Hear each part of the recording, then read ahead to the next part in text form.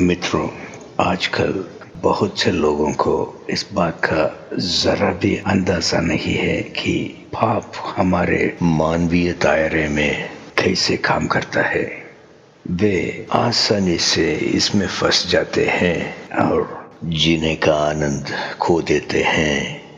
जब शैतान ने निश्चित फल खाकर हव्वा को परमेश्वर की अवज्ञा करने के लिए बरगलाया तो उसने मानवता को पाप में डुबा दिया। उसके कारण एक बच्चा भी पाप के प्रभाव से नहीं बच पाता है, क्योंकि पाप हमारे डीएनए के माध्यम से अगली पीढ़ी तक संचारित होता है।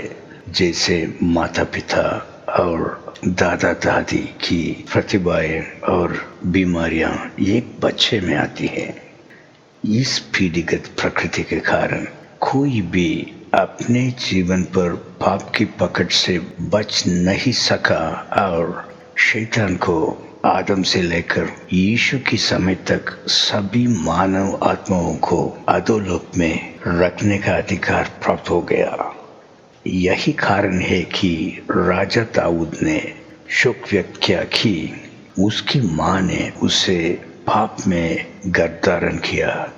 ये सिर्फ एक ईसाई विचार नहीं है दोस्तों, अधोलोक के बारे में सभी जानते थे। सुमेरियन संस्कृति में भी ईस्टर के अपने मानव प्रेमी तमुज की तलाश में अधोलोक में उतरने के बारे में पढ़ा जा सकता है। हालांकि इस अंधकारमय स्थिति में एक आशा की किरण थी, क्योंकि शैतान ने मनुष्यों को पाप करने के लिए बरगलाया था। परमेश्वर ने उसे ये कहते हुए शाप दिया था कि एक दिन उसी महिला का बीज उसके सर को कुचल देगा और मानवता को हमेशा के लिए मुक्त कर देगा।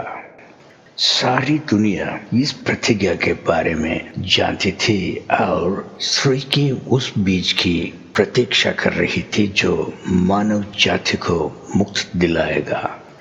महान जल प्रलय के दिन के बाद नूह यानी मनु ने ये ज्ञान अपने बेटे शेम, जो प्राचीन भारत के संस्थापक भरत थे, को दिया। अब शेम को सामन के नाम से भी जाना जाता था और सामवेद में शेम द्वारा परमेश्वर के लिए गाई गई स्तुति शामिल है। वहाँ उन्होंने कहा कि परमेश्वर स्वयं को बलिदान के रूप में प्रस्तुत करेंगे और पापों का प्रायश्चित प्राप्त करेंगे। 1000 साल बाद जब परमेश्वर ने इब्राहिम से अपने बेटे इसहाक की बलि देने के लिए कहा तो इसहाक ने मासूमियत से अपने पिता से बलि का मेमना मांगा। इब्राहिम ने फिर वही भविष्यवाणी दोहराई जो उसके पूर्वज शेम ने कही थी और अपने बेटे से कहा था कि परमेश्वर बलि के लिए स्वयं एक मेमना प्रदान करेगा। बाद में इब्राहिम के पोते जेकब ने मिस्र में अपनी मृत्यु शैया से भविष्यवाणी की कि परमेश्वर की ओर से भेजा गया उद्धारकर्ता शाइलो उसके पुत्र यहूदा के वंश में पैदा होगा। फिर 6ठी शताब्दी ईसा पूर्व में पैगंबर डैनियल ने शाइलो को मसीहा कहा और उन्होंने सटीक भविष्यवाणी की कि मानवता के पापों के लिए उसे कब बलिदान किया जाएगा। फिर यीशु ने अपनी सेवा के आरंभ में ये कहा, प्रभु की आत्मा मुझ पर है, क्योंकि उसने गरीबों को सुसमाचार सुनाने के लिए मेरा अभिषेक किया है। उसने मुझे टूटे हुए दिलों का चंगा करने और लोगों को मुक्ति का उपदेश देने के लिए भेजा है। बंधुओं को और अंधों को दृष्टि लौटाना और घायल लोगों को स्वतंत्र करना और प्रभु के ग्रहण योग्य वर्ष का प्रचार करना। यहाँ वह अधोलोक की दीवारों को गिराने और उसके कैदियों को रिहा करने की बात कर रहे हैं। उसने ऐसा तब किया जब उसने क्रूस पर हमारे पापों के लिए अपना जीवन बलिदान कर दिया। फिर वह अधोलोक में उतरे, शैतान को हराया और उन्होंने बंदी मानव आत्माओं को मुक्त कर दिया। उस दिन शैतान ने मानव आत्माओं पर अपनी पकड़ हमेशा के लिए खो दी। आज यीशु कहते हैं, और मैं ही वह हूँ जो जीवित है। मैं मर गया था, लेकिन देख, अब मैं सदा सर्वदा के लिए जीवित हूँ। मेरे पास मृत्यु और अधोलोक की कुंजियाँ हैं।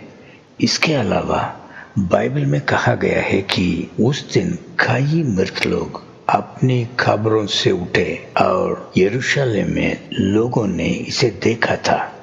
तो मित्रों, यीशु उस स्त्री का वह वंश है जिसका परमेश्वर ने वादा किया था। यीशु के नाम में शक्ति है। आपको क्या लगता है दुष्ट आत्माएं यीशु के नाम सुनाकर क्यों भाग जाते हैं? यीशु लोगों का चंगा करते हैं। उन्होंने लाखों लोगों की जीवन की कई समस्याओं का समाधान किया है। मानो या ना मानो, हम में से कोई भी उसके बिना नहीं बच सकता है दोस्तों। इसलिए हर धर्म मानवता में यीशु की स्थिति को बदलकर आपको धोखा देने की कोशिश कर रहा है। आपके चाचा ने आपको बताया होगा कि यीशु कभी क्रूस पर नहीं मरे। वह भारत आए और उनकी कब्र आज भी कश्मीर में है। क्या आपने देखा है कि कोई भी परमेश्वर पिता को बदलने का प्रयास नहीं करता? क्योंकि पिता आपका रक्षक नहीं है, ये यीशु ही है जो बचाता है। मोर्मन कहते हैं कि वह लूसीफर का भाई है। मुसलमान कहते हैं कि वह सिर्फ एक और पैगंबर है। यहोवा के गवाहों का कहना है कि वह माइकल प्रधान स्वर्गदूत है। वे सभी यीशु को बदलना चाहता है, क्योंकि यदि आपको अपना उद्धारकर्ता सही नहीं मिलता है तो आपके पास कोई उद्धारकर्ता नहीं है जो आपको बचा सके। लेकिन खुशी की बात यह है कि आप सच जानते हैं। वास्तव में जब हम अपने पापों के लिए क्रूस पर उनके बलिदान को स्वीकार करते हैं तो वह हमें स्वर्ग में अनंत जीवन प्रदान करते हैं। हम थोड़ी सी प्रार्थना करके ऐसा कर सकते हैं। ये इस प्रकार है, प्रिय यीशु, मेरे पापों को माफ करने के लिए, क्रूस पर मरने के लिए मैं आपको धन्यवाद देता हूँ। कृपया मेरे जीवन में किए गए सभी गलतियों को माफ कर दें और मुझे अपने शाश्वत जीवन का मुफ्त उपहार दे। मुझे अपने पवित्र आत्मा से भर दे और मुझे ऐसा जीवन जीने में मदद करें जो आपकी दृष्टि में स्वीकार्य हो। मेरी प्रार्थना सुनने के लिए धन्यवाद। आमीन। यदि आप में से किसी ने यीशु से ये प्रार्थना की है तो वह आपको वह सब देगा जो उसने वादा किया था। कृपया बाइबल पढ़ें परमेश्वर के मन को समझने के लिए।